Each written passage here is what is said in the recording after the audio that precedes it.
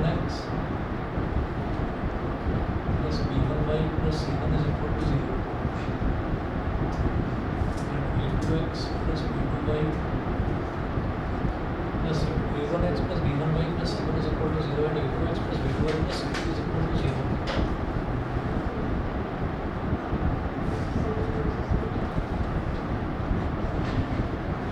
The system of equations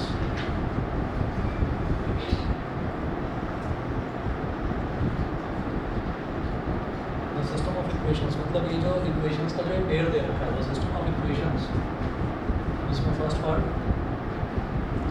is consistent with unique solution.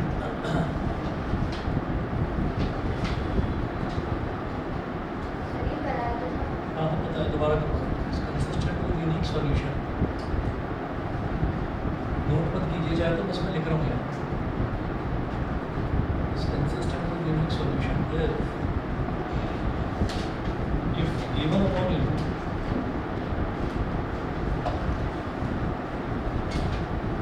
is not equal to b1 upon b2, if a1 upon a2 is not equal to b1 upon b2, that is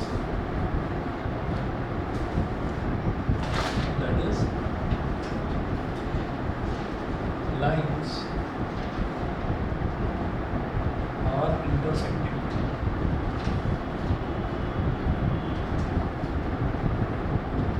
Lines are intersecting. Second है तो ये consistent with unique solution. Second है is consistent with infinitely many solutions.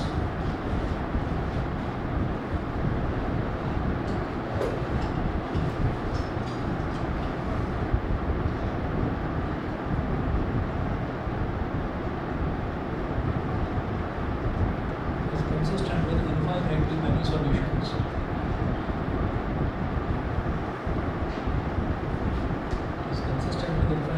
Solutions. If a1 upon a2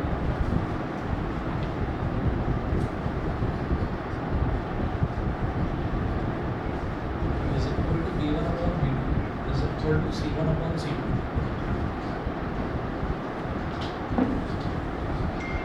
that is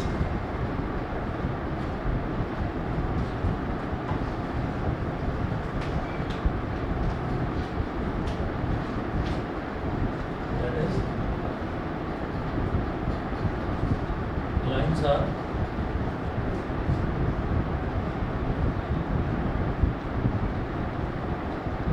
coincident or overlapping.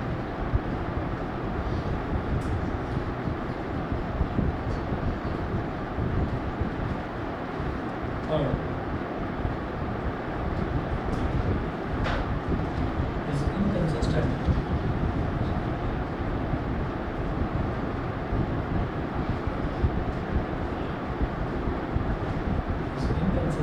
If a1 upon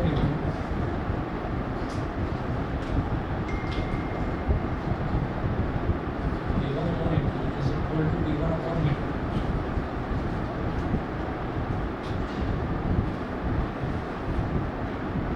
is not equal to c1 upon c2,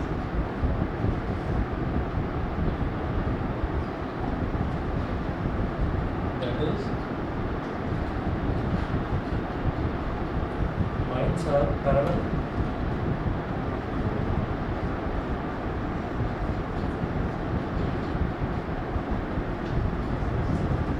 and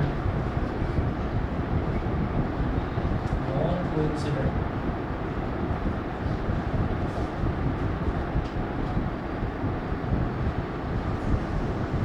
Lines are parallel and non-coincident.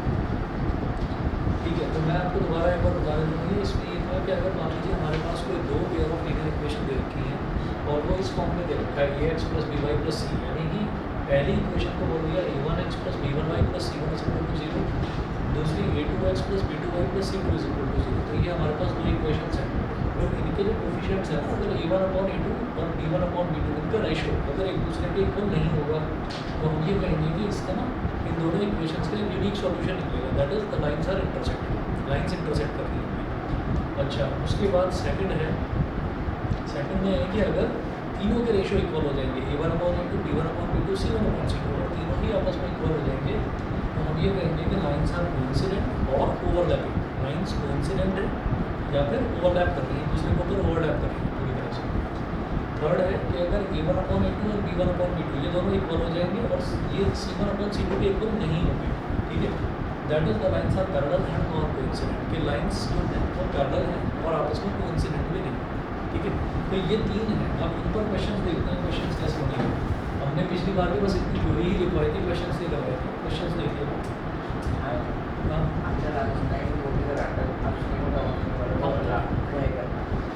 आप कोई बात नहीं, आप करवा मैंने ये बात। Example number 1 देखिएगा।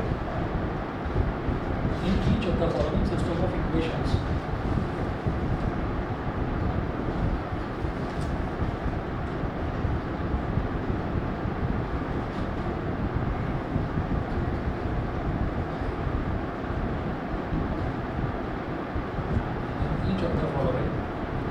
systems of equations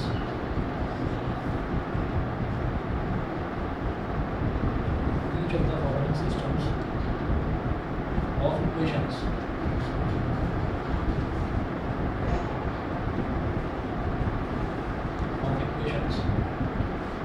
determine whether the system has a unique solution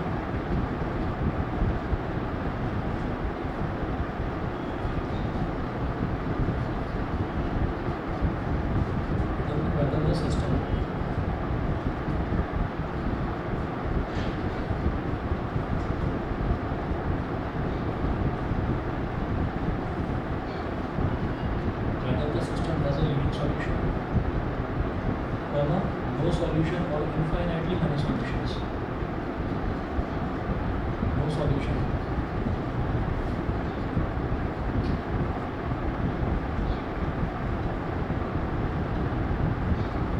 Or infinitely many solutions.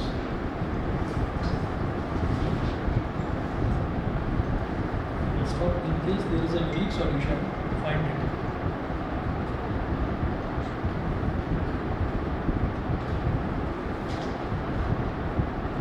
In case there is a unique solution,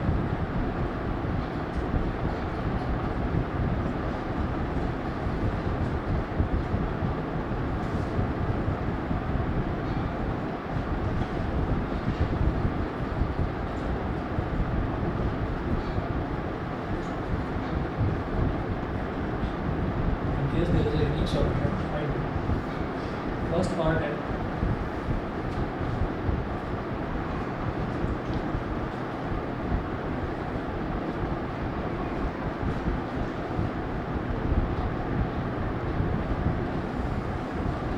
first part है 2x plus 3y is equal to 7.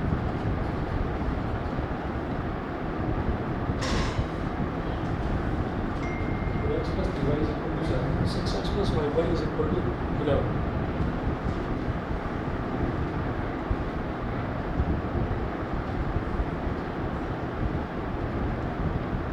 And 6x plus 5y is equal to 11. ठीक है, तो ये दो equation हमको दे रखी है। तो इक्वेशन 1 को पहले लिखेंगे, ax plus by plus c is equal to 0 वाले फॉर्मेट में लिखेंगे। 2x plus by minus 7 is equal to 0, ये इसको लिखिए इक्वेशन 1। और 6x plus 5y minus 11 is equal to 0, ये होगी इक्वेशन 2। ठीक है, तो ये हमारे पास दो इक्वेशंस हो गई। अब इन दो इक्वेशंस में हमें निकालना है A1/A2। A1/A2 is equal to 2/6 2/6, ये क्या हो गया? B1/A2 is equal to A1/5। ठीक है, हम यहाँ कहेंगे since A1/A2 is not equal to B1/A2, ये जो रेशियो है A1/A2 और B1/B2 ये रेशियो इक्वल नहीं है, तो हम ये कहेंगे कि यहाँ पर एक unique solution show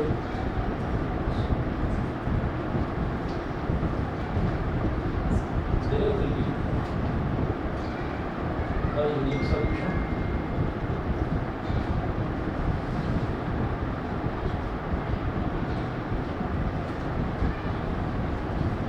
so there will be a unique solution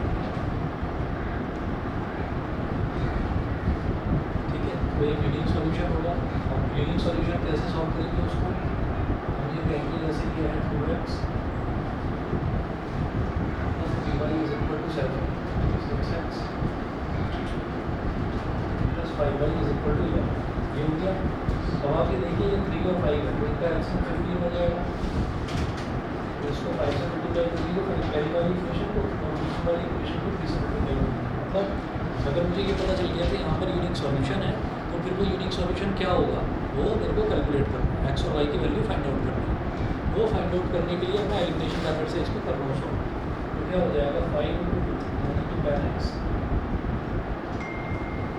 plus 15y is equal to 35, 3 6 are 18x plus 3 5 are 15y is equal to 13 minus 15y cancel out, 10x minus 18x कितना हो जाएगा माइनस का 8x और 35 minus 33 is इधर हो गया 2 तो minus 4x is equal to 1। ठीक है, minus 4x is equal to 1 it implies that x is equal to minus 1/4, minus 1/4।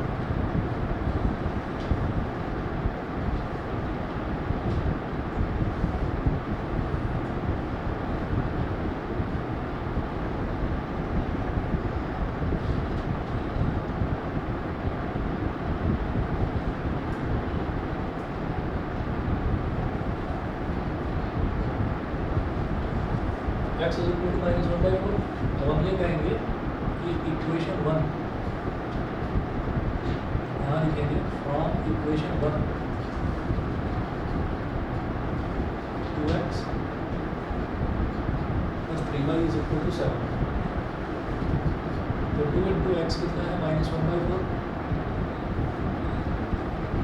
Plus 3y is equal to 7, 2 बंदा 2 2 4 minus 1/2 plus 3y is equal to 7. 3y is equal to 7 plus 1/2. 2 7s are 14 plus 1 42.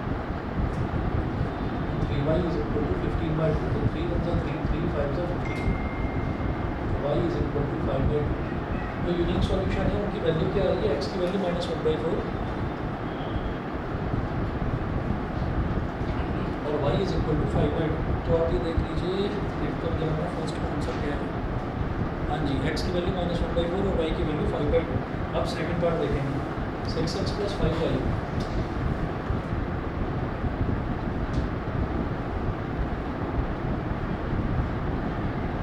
6x plus 5y is equal to 11।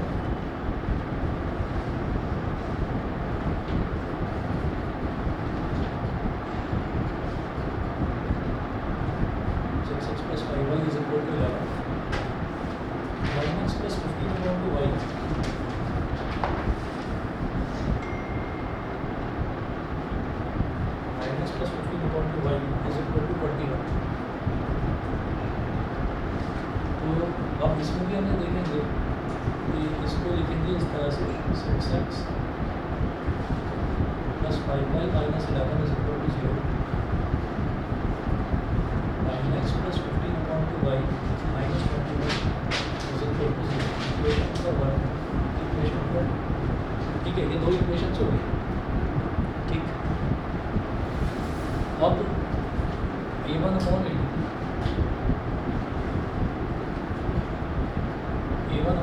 तो क्या हो जाएगा 6/9, 3 2s are 2 3s are 2/3 और b1/b2 5। तो ऊपर लिख देंगे 5/1 क्योंकि नीचे रैशनल नंबर है तो ऊपर वाले को रैशनल मैंने बना दिया, लिख दिया 5/1 और नीचे वाले को मैंने लिख दिया 15/2 क्योंकि वो तो रैशनल दे ही रखा है। तो सबसे ऊपर वाला सबसे नीचे वाले से मल्टीप्लाई होकर न्यूमरेटर में आ जाता है 5 × 2 और 1 × 15, 5 1s are 5, 5 3s are 15। ये आ गया 2/3। तो a1/a2 और b1/b2 ये दोनों तो इक्वल हो गए। अब मेरा c1/c2 आ गया, c1/c2 इज इक्वल टू -11 और -21। ये हो गया 11/21। इसका मतलब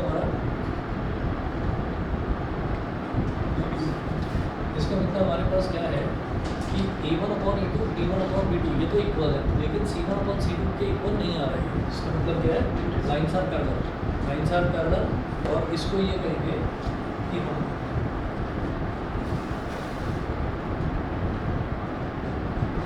कि इसका कोई सॉल्यूशन ही नहीं है। यहाँ पर आप लिखेंगे, इधर ही लिख रहा हूँ, ये तो जो कंडीशंस हैं ये मैं लिखा रहने देता हूँ, इस तरफ करना है उसको।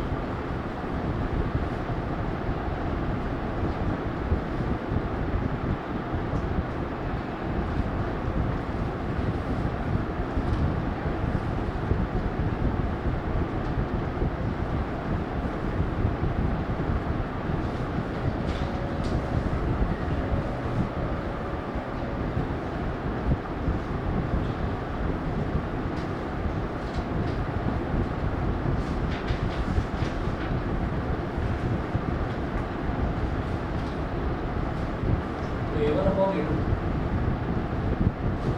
equal to B1/B2 not equal to C1/C2. So lines are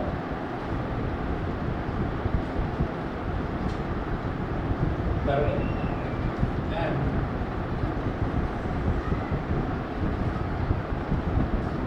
the system of equations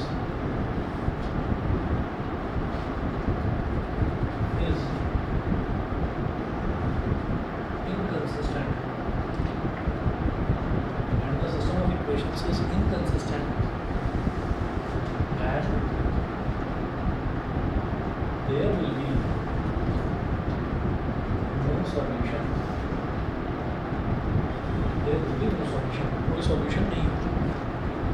ठीक है जी। मैं इसका थर्ड पार्ट लिख रहा हूँ।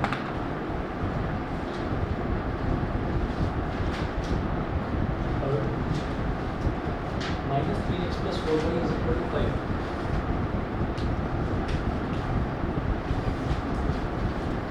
ये होगी इक्वेशन नंबर 1। और 9/2x - 6y + 15/2 = 0। ये होगी इक्वेशन 1 और इक्वेशन 2 ये होगी। ठीक है, अब देखिए करके देखो जरा इसको, मैं 1 मिनट में आता हूँ।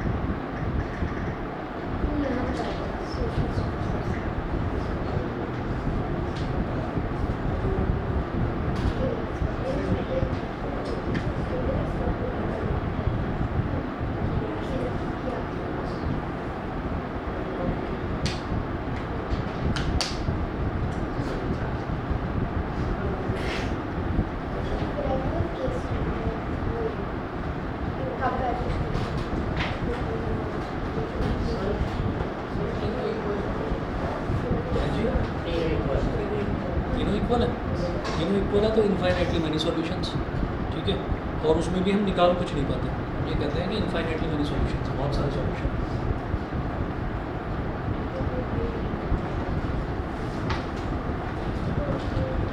तो करवाऊँ फिर ये थर्ड पार्ट हो गया।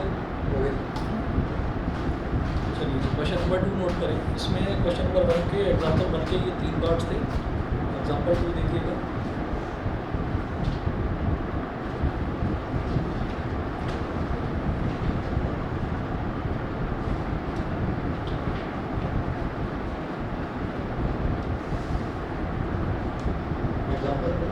For each of the following systems of equations,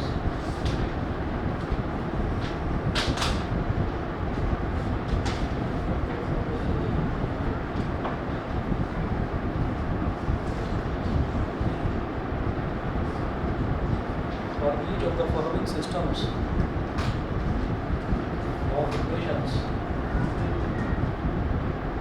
for each of the following systems of equations, determine the value of A for which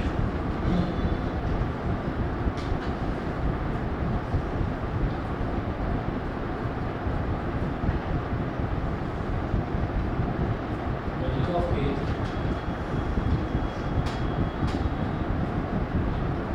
determine the value of A for which the given system of equations has a unique solution.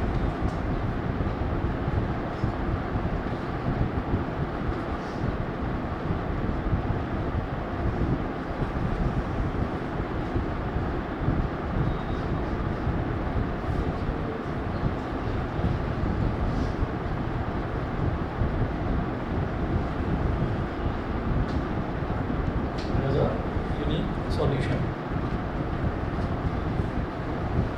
First part of 2x plus 3y minus 5 is equal to 0.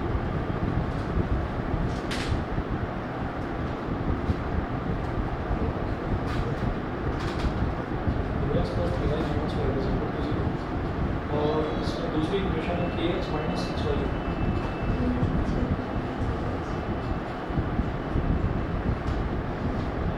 kx minus 6y minus 8 is equal to 0. ठीक है, ये है। अब इसमें आप ये देखिएगा, उन्होंने बोला है कि एज अ यूनिक सॉल्यूशन, तो यहाँ पर हमें के की वैल्यू बतानी है और by unique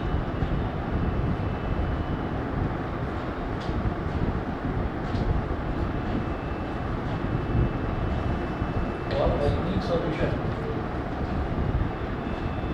given upon it is not equal to given upon it, तो यूनिक सॉल्यूशन लीजिए given upon it और given upon it, ये दोनों इक्वल नहीं होने चाहिए, ठीक है। तो given upon it क्या हो जाएगा, 2 upon k is not equal to 3 upon minus 6 is not equal to 3 upon minus 6. इनको मल्टीप्लाई कर दीजिए, क्रॉस मल्टीप्लाई तो 3k is not equal to minus 6 into 2,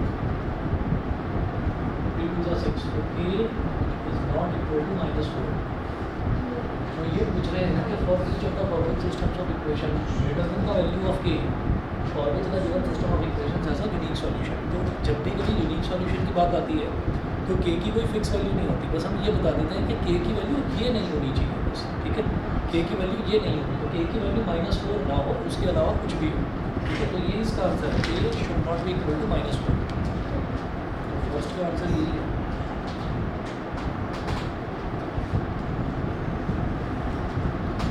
तो गिवन सिस्टम ऑफ इक्वेशंस लिखेंगे, इसके आंसर है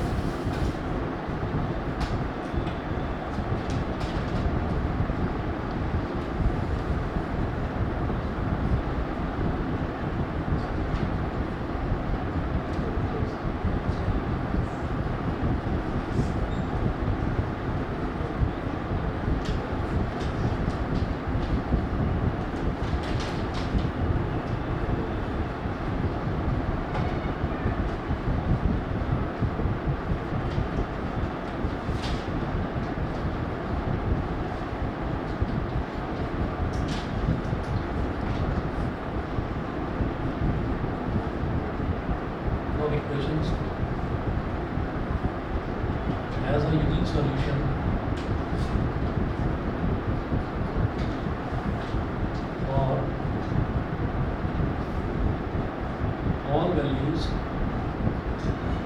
of k other than -4 for all values of k other than -4. बस -4 ना हो, -4 के अलावा बाकी सभी वैल्यूज़ के लिए यूनिक सॉल्यूशन हो जाए।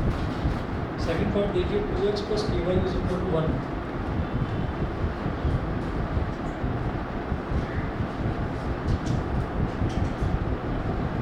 2x + ky = 1 और 5x - 7y = 5।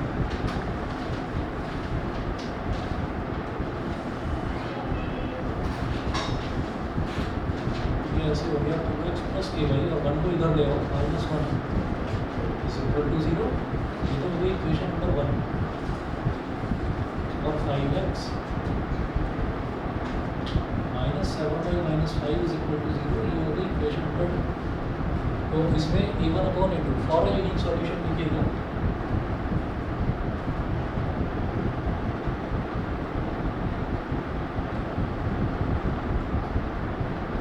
For a unique solution a1/a2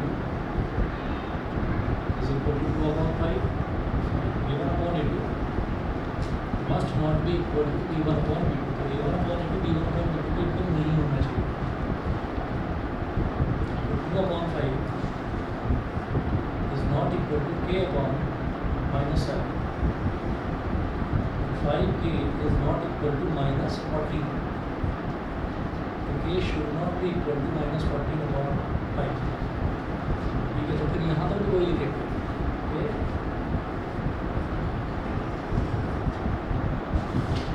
The given system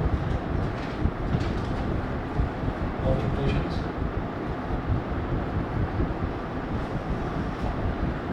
has a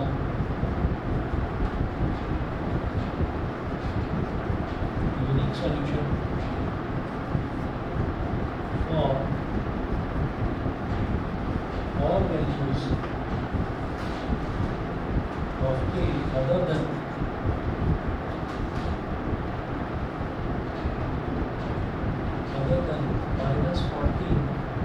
-14/5, other than -14/5।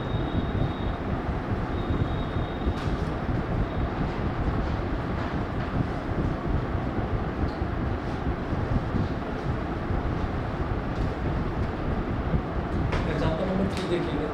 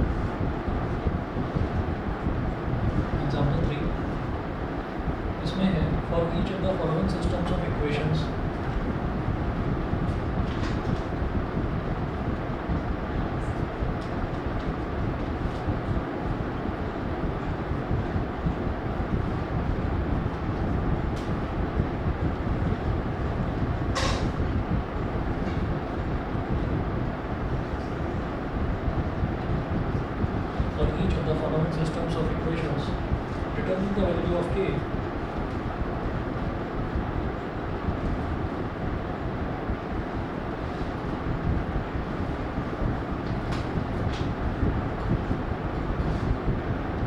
Determine the value of k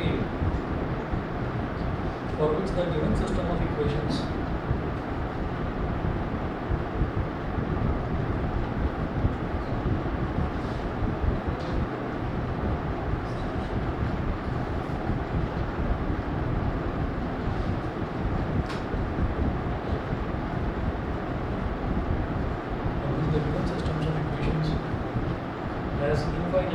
solutions.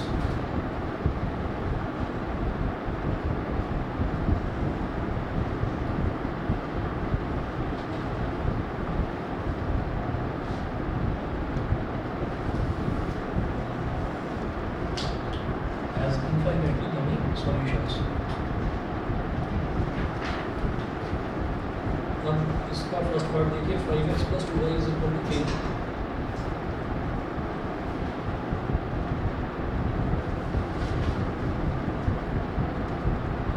First equation होगी 10x + 4y = 3.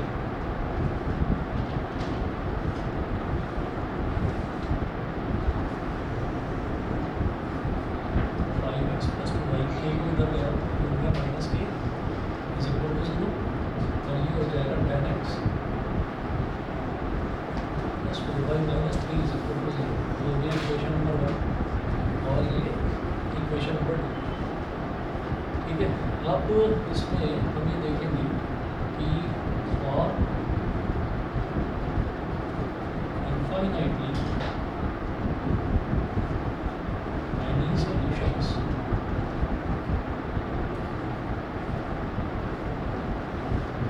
For infinitely many solutions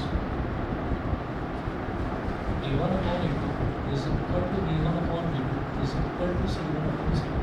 मतलब तीनों के तीनों बिल्कुल equal होंगे. a1 upon a2, b1 upon b2, c1 upon c2 सब equal होंगे. तो 5 upon 10 is equal to 2 upon 4 is equal to -k upon -3. Okay, 5 1 5 5 2 10 2 1 2 2 2 4 minus से माइनस कर दिया. 1 upon 2 is equal to 1 upon 2 is equal to k upon 3. 1 upon 2 is equal to 1 upon 2 is equal to k upon 3. ये आ गए. मुझे तो k की value निकालनी है. तो k upon 3 को चाहे तो इस 1 upon 2 के इक्वल रखो, चाहे इस 1 upon 2 के इक्वल रखो. एक ही बात. क्या हो जाएगा? It implies that k upon 3 is equal to 1 upon 2. तो 2k is equal to 3 into 1 3. k is equal to 3/2. k is equal to 3/2. तो k की वैल्यू ये होगी. उसके बाद सेकंड इसका जो पार्ट है वो देखिएगा kx + 3y. सही है. तो याद रखिएगा जब यूनिक सॉल्यूशन की बात आती है ना, तो यूनिक सॉल्यूशन में k की फिक्स वैल्यू नहीं आती. k नॉट इक्वल टू के टर्म्स में नहीं आता है आंसर. इनफाइनाइटली मैनी सॉल्यूशन में k की फिक्स वैल्यू आएगी.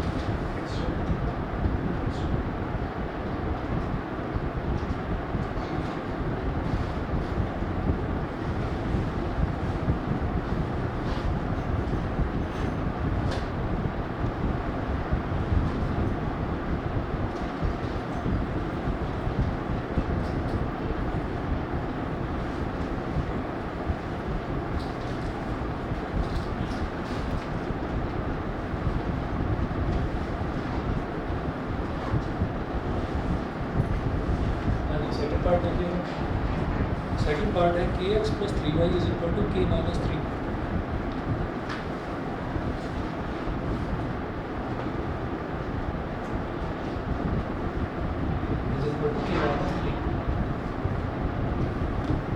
और दूसरी इक्वेशन दे रखी है 12x + ky = k.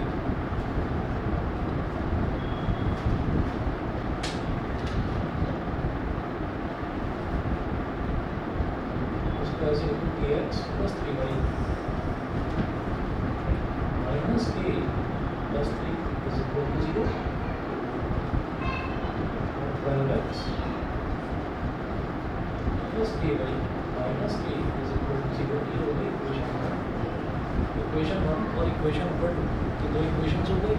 तो फॉर इनफाइनाइटली मैनी सॉल्यूशंस लिखिएगा first.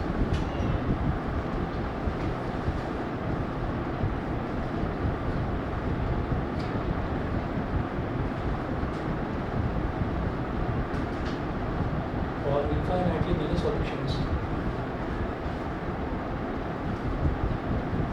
a1 upon a2 is equal to b1 upon b2 is equal to c1 upon c2. k upon 12 is equal to 3 upon k is equal to minus k plus 3 बताइए जी यहाँ तक ठीक है।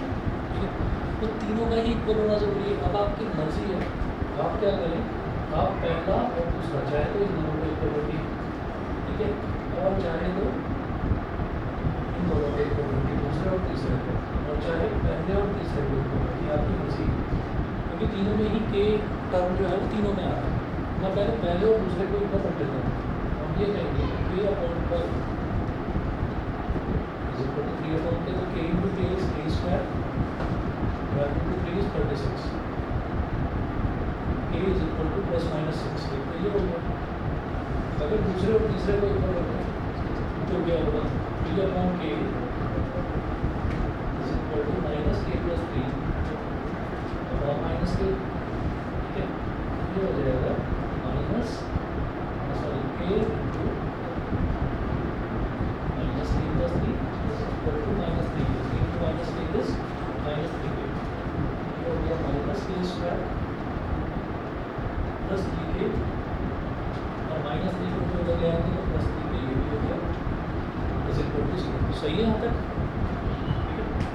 Minus के square plus 3k और minus 3k को लगे आया तो प्लस 3k ये हो गया माइनस के स्क्वायर और plus 6k is equal to 0।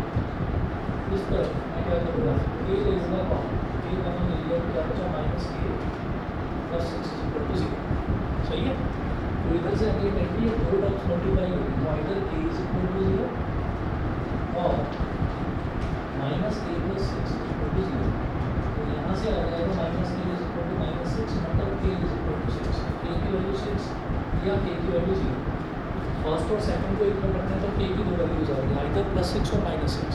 Second और थर्ड को इक्वल रखने हैं तो k की दो वैल्यूज आ रही हैं, इधर 0 और 6। इन दोनों में कॉमन क्या आ रहा है 6, यानी कि 6 ठीक है। अभी जरा फर्स्ट और थर्ड भी देखेंगे, ठीक है, और फिर देखेंगे तीनों में कॉमन क्या आ रहा है, फिर ये देखेंगे। तो फर्स्ट और थर्ड देख लीजिए,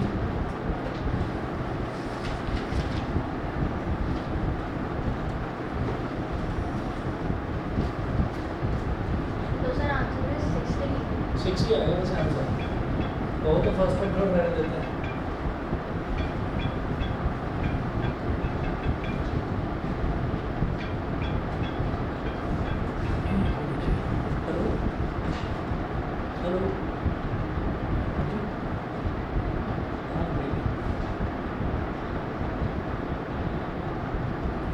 क्लास को स्टार्ट करें।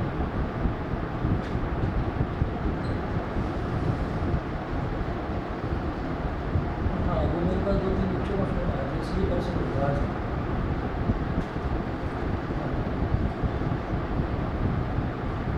मैं अभी आपको 2 मिनट में बता दूँ, कोई नहीं, ओके।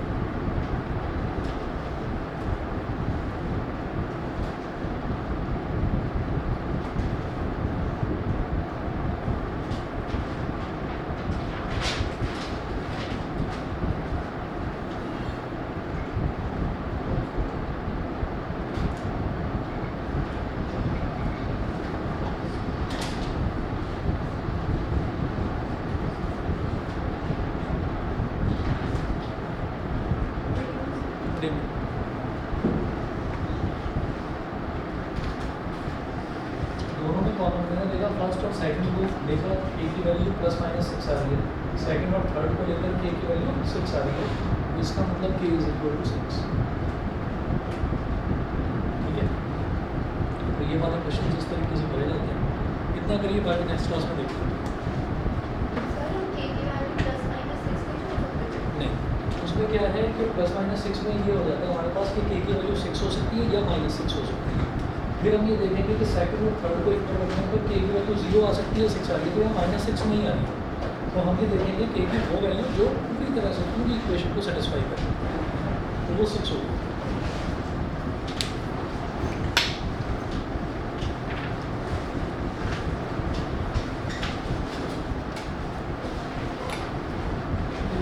Good evening.